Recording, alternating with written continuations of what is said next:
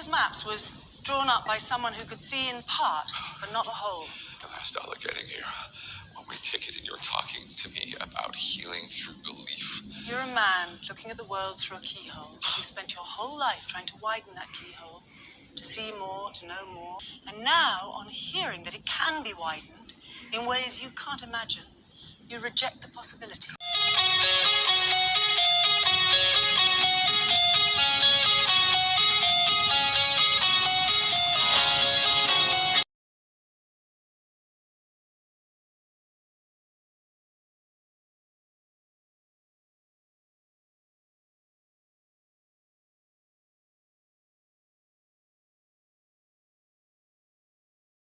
Video ini termasuk video yang lebih sulit dari video-video lain yang saya buat. Sekali lagi, saya memasukkan konsep-konsep yang rumit, yang kadang saya bingung sendiri, ini jelasinnya gimana gitu ya.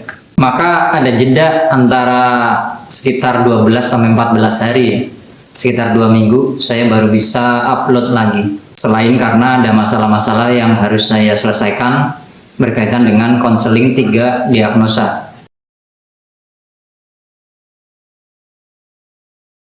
Konsep mantik ar-ruh ini saya ambil dari kisah Nabi Sulaiman tentang mantik at-thair. Dalam video ini saya sudah membahas sedikit ya perbincangan Nabi Sulaiman dengan pasukan burung yang beliau miliki. Dan kalau teman-teman pernah baca salah satu bukunya Sufi Fariduddin Attar yang berjudul Mantikut Thair, itu kisahnya hampir sama. Mantikut Thair artinya musyawarah burung. Perbincangan antar burung mencari Tuhan yang Esa. Konsep mantikut thair dengan mantik ar-ruh ini agak sama. Kenapa? Karena akar kata thair itu dari kata toro. Saya sudah jelaskan di video ini kalau nggak salah ya. Toro itu artinya yang berterbangan, yang bergerak ke sana kemari, tidak tetap. Dan kemudian kata ruh itu akar katanya roha.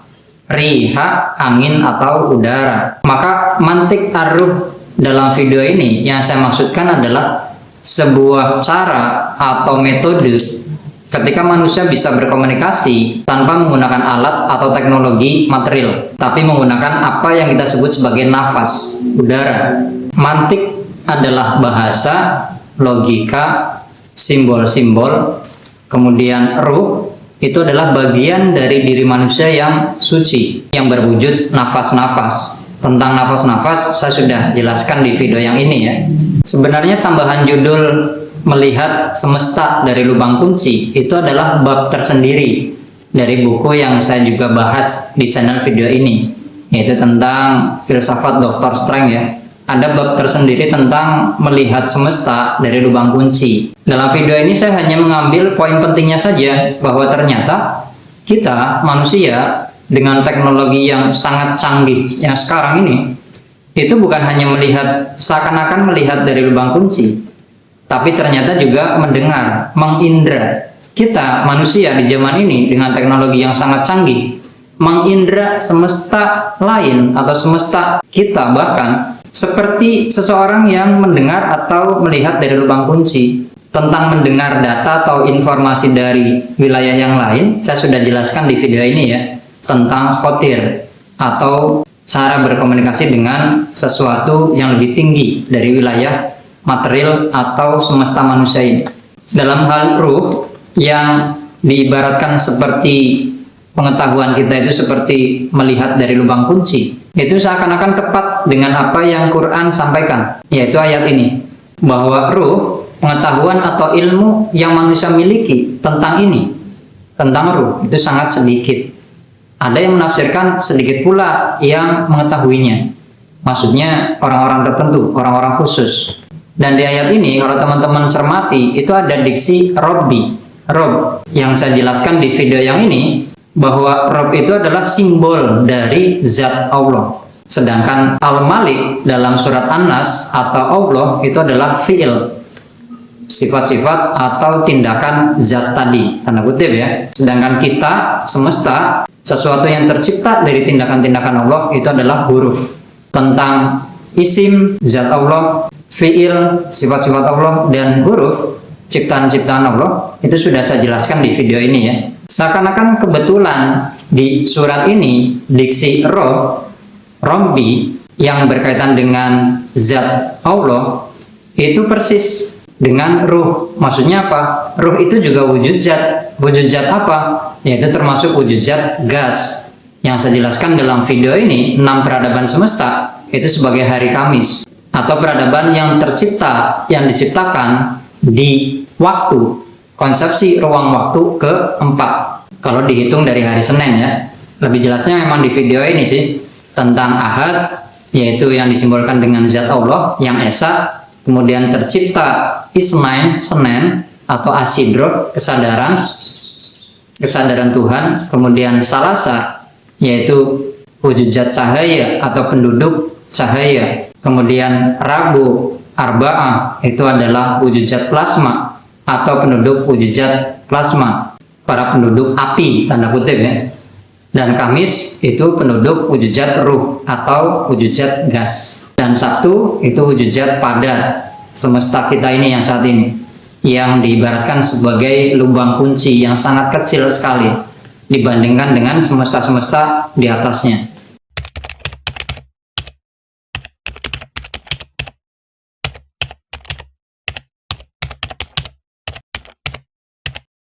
Kisah-kisah tentang mantik ar-ruh tentu saja ini Quran ada. Kisah tentang apa? Kisah tentang Nabi Nuh dengan anaknya. Nabi Nuh itu ada di kapal, di bahtera, anaknya itu ada di puncak gunung, dan di tengah-tengah mereka itu gelombang atau ombak yang besar. Tapi mereka bisa berkomunikasi. Dengan apa mereka bisa berbincang, berdialog? Apakah zaman itu sudah ada smartphone? Kisah selanjutnya tentang Umar bin Khattab ketika dia berbincang atau memberikan instruksi pada pasukannya di Irak, sedangkan Umar bin Khattab itu ada di Mekah. Ketika berpidato di mimbarnya, beliau kasaf seperti data holografik ya, proyektor yang kelihatan di pandangannya.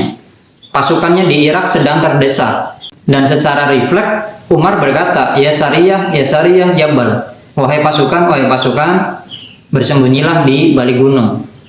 Dan sebenarnya bukan hanya itu, Umar sendiri pernah memberikan surat pada Sungai Nil. Ini nggak masuk akal ya. Bagaimana mungkin Umar bin Khattab yang manusia itu menyurati Sungai Nil agar airnya mengalir lagi? Teman-teman bisa searching di YouTube atau di Google, banyak kok yang menjelaskan tentang ini. Saya sudah menjelaskan kalau nggak salah di video yang ini bahwa sungai, gunung, bintang, bulan, bumi, segala sesuatu yang tercipta di semesta ini, bukan ciptaan manusia ya, itu memiliki ruh, tanda kutip ya. Mereka bernafas dan mereka hidup. Kenapa? Karena tersambung dari Al-Hayya yang maha hidup, Tuhan. Tidak salah kalau misalnya orang-orang barat ketika baru menjajah Nusantara, mereka menganggap bahwa leluhur kita menganut animisme, dinamisme, politeisme. Mereka menganggap bahwa leluhur kita itu menyembah ruh-ruh leluhur di batu, di pohon, dan sebagainya. Yang sebenarnya apa? Bahwa pohon, gunung, batu, sungai, dan sebagainya itu punya ruh masing-masing. Ruh dalam hal ini memori, tanda kutip, seperti yang saya jelaskan di video yang ini ya, tentang memori udara dan memori cahaya. Selanjutnya cerita rakyat. Kita mungkin pernah dengar seorang ulama yang bercerita ketika dia masuk ke desa apa, dia didatangi oleh ruh wali yang sudah meninggal puluhan tahun atau ratusan tahun di tempat itu. Atau mungkin yang paling kondang deh, Gus Baha itu pernah ceramah. Beliau melewati daerah Tanggul ya, itu Jawa Timur, Blitar kalau nggak salah. Itu makamnya Mbah Soleh, Habib Soleh, Tanggul. Dan ketika di mobil, beliau seperti Umar bin Khattab tadi bertemu, diperlihatkan, yang ternyata disuruh untuk mampir ke makamnya. Oke lah, itu wali atau ulama ya. Sedangkan yang bukan wali atau ulama, ini kisah-kisah di sekitar saya. Beberapa teman bercerita, mereka secara tiba-tiba, secara kebetulan, tanda kutip, karena mereka nggak tahu mekanismenya seperti apa. Dan tidak sedang mengamalkan wirid tertentu. Ya mungkin dia sedang dalam proses pembersihan hati ya, pembersihan pikiran dari keburukan apapun. Suatu saat teman saya ini naik motor dan di pikirannya sedang berbincang tentang takdir, tentang serabut takdir yang dengan saya itu didiskusikan. Tiba-tiba lewat sebuah desa dan ketika pikirannya sedang berbincang, berlogika, membuat narasi, mencari sebab akibat dan sebagainya, itu ada suara yang mengajari ini ke konsep ini, ke ayat ini, ke hadis itu dan sebagainya. Dia secara mendadak berhenti di pinggir jalan. Ya iyalah di pinggir jalan, masa di tengah jalan ya? Dia berpikir ini di sini ada makamnya siapa? Kok tiba-tiba dia tersambung dengan nafas saya?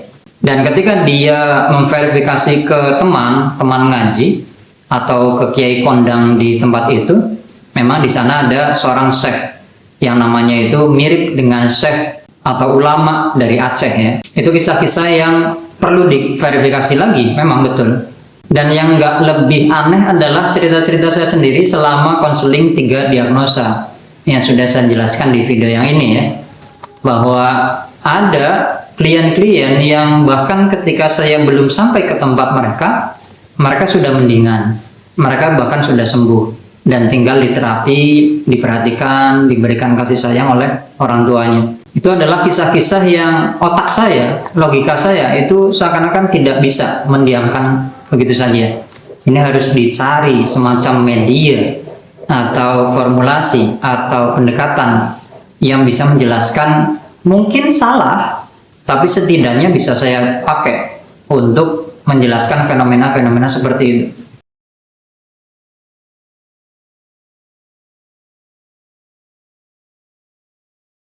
Poin penting yang pertama yang ingin saya sampaikan di video ini adalah bahwa akal kita itu ibarat lubang kunci tadi. Sebenarnya akal yang kita miliki selama masih terpengaruh oleh dunia fisik, indera kita, hal-hal material, itu seperti halnya lubang kunci yang sangat kecil, yang sangat sempit. Dan itu tidak bisa untuk memahami sesuatu yang lebih luas, yang maha dahsyat. Dan tentang konfigurasi akal, saya sudah jelaskan di video yang ini ya, tentang elevasi atau gradasi tingkatan akal, mulai dari pengaturan tubuh sampai ke tingkat yang tertinggi, yaitu menyatu dengan semesta yang lebih tinggi, lebih jauh, lebih besar daripada semesta kita. Yang kedua adalah tentang kelahiran Nabi Isa. Itu memang seperti terciptanya Nabi Adam atau munculnya Nabi Adam. Itu sih sudah dijelaskan di Quran ya. Dan mereka, Nabi Adam atau Nabi Isa, itu muncul dari semesta yang akal kita itu tidak akan pernah bisa melihat, tanda kutip, atau memahami tentang hal itu. Kenapa akal kita tidak bisa memahami tentang hal itu? Nah, pertanyaan tentang ini akan saya jawab di video terakhir tentang spektrum biru, penduduk wujud zat gas atau wilayah ruh, nafas suci, dan Nabi Isa atau Yesus.